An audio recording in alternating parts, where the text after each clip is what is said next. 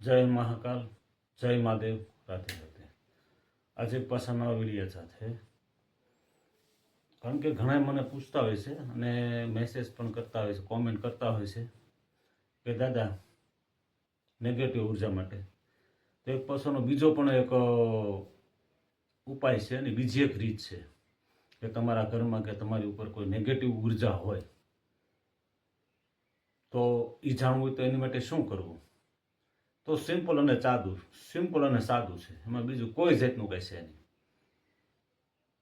એક પાણીનો ગ્લાસ લેવાનો, એની અંદર એક લોંગ નાખવાનું, લવિંગ નાખવાનું, પાણીનો ભરીને, કાચનો હોય તો ચાલશે ને સ્ટીલનો હોય તો ચાલશે, અને એની અંદર એક લીંબુ નાખવાનું। જો લીંબુ ઉપર તરે તો સમજી લેવાનું કે તમારા ઘરમાં કોઈ નેગેટિવ ઉર્જા છે નહીં અને પોઝિટિવ ઉર્જા છે। આ રીતનું છે।